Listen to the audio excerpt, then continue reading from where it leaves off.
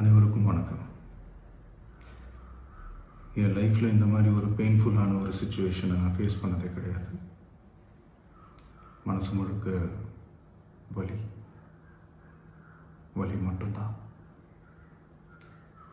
இந்த சுற்றுப்பயணத்தில் என்னென்ன மக்கள் பார்க்க வராங்க, அதுக்கு ஒரே ஒரு காரணம் தான், அவங்க என் மேலே வச்சிருக்கிற அன்பும் பாசம்.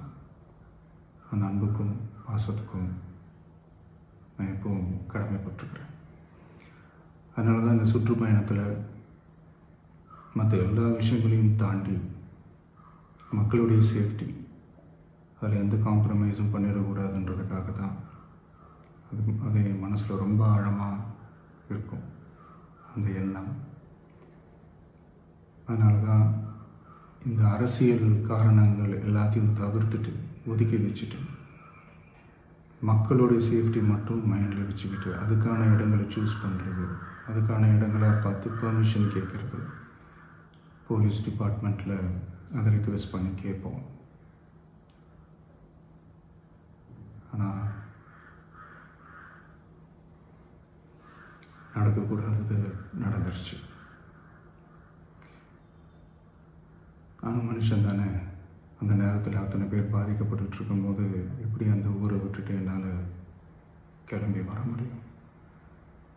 நான் திரும்ப அங்கே போகணும்னு இருந்துச்சுன்னா அதை ஒரு காரணம் காட்டி அங்கே வேறு சில பதட்டமான சுச்சுவேஷன்ஸ், வேறு சில அசம்பாவிதங்கள் அந்த மாதிரி எதுவும் நடந்துடக்கூடாதுன்றதுக்காக தான் நான் அவாய்ட் பண்ணேன். இந்த நேரத்தில் சொந்தங்களை இழந்து தவிக்கிற அத்தனை குடும்பங்களுக்கும் என்னுடைய ஆழ்ந்த இரங்கலை தெரிவிச்சுக்கிறேன். எனக்கு தெரியும், என்ன சொன்னாலும் இது ஈடேயாகாதுன்னு எனக்கு தெரியும். ஹாஸ்பிட்டலில் ட்ரீட் பண்ணிகிட்ருக்கிற எல்லாருமே சீக்கிரமாக க்யூர் ஆகி வரணுன்றதை இந்த நேரத்தில் நான் வேண்டிக்கிறேன். கூடிய சீக்கிரமே உங்கள் எல்லாரையும் நான் சந்திக்கிறேன்.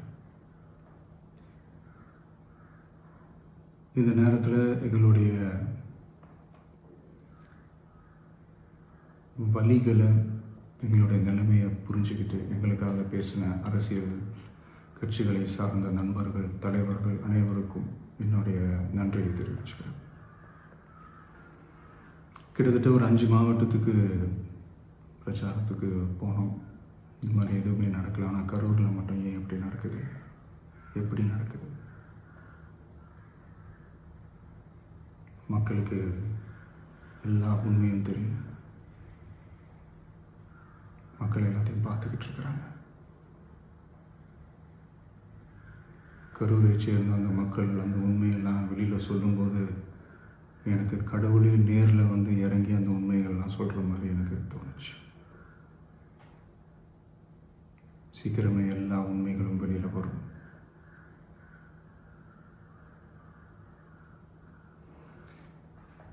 எங்களுக்கு தரப்பட்ட இடத்துல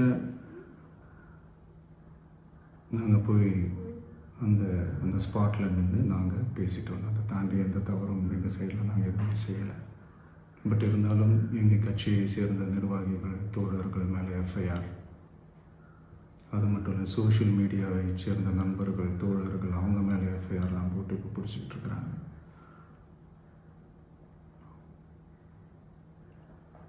சிஎம் சார்,